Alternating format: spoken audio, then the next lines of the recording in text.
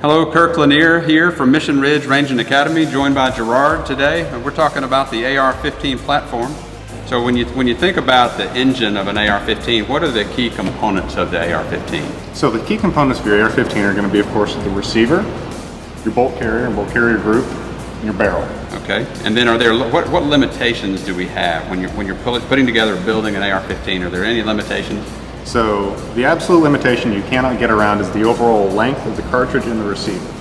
If the cartridge will fit inside of this magazine well, you can find a bolt and barrel combination that will safely chamber and fire. Awesome. Okay, so you've decided then, you built the engine, you've decided the caliber.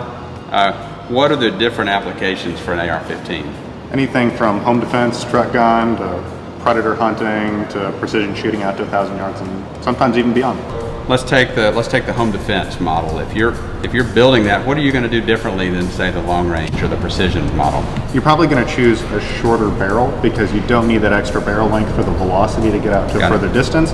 You don't want as much length because it makes it a little bit more unwieldy and it makes it heavier. In general, what you're going to be looking towards, especially if it's short and you don't want to worry about tack stamps, you're going to be looking towards a pistol brace. In terms of an optic, you don't want something that's unmagnified like a red dot, perhaps an LPV. Okay, great. Okay, now let's go from that to, let's move up to maybe the 50 to 100 yard version of an AR-15 that would be for hunting pigs or predators.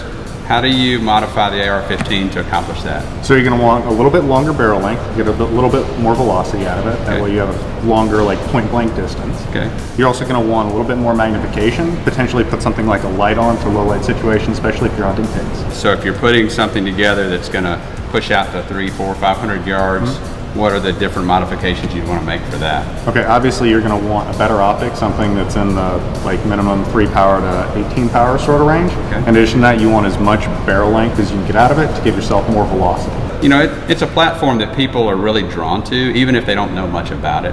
So what are the fun things about building your own AR-15? I mean, what gets you excited about doing that? Well, you get to pick and choose every single part. It's a one-on-one, only you have that gun. And it does exactly what you want it to do because you built it for that purpose and that purpose alone. So when you look at, like, our team here, a lot of our team has built their own AR-15. You've seen a lot of those. Have you seen any of the two that are identical, or are there always a variation? There are always a variation. Some are pretty similar, like birds of a feather. If it's for the same sort of purpose, there's a lot of parts commonality, but every single part alike, no, not even once. That's awesome. So if you're interested in the AR-15 platform, come on down to Mission Ridge. We have all the accessories. We have lowers, we have uppers, we have hand guards, we have optics. We can get you set up for an AR-15 if you're looking to build your own. We also have several that are built and ready to go. Once again, Kirk Lanier from Mission Ridge Range and Academy. Visit us online at missionridgerange.com or come see us here at the store.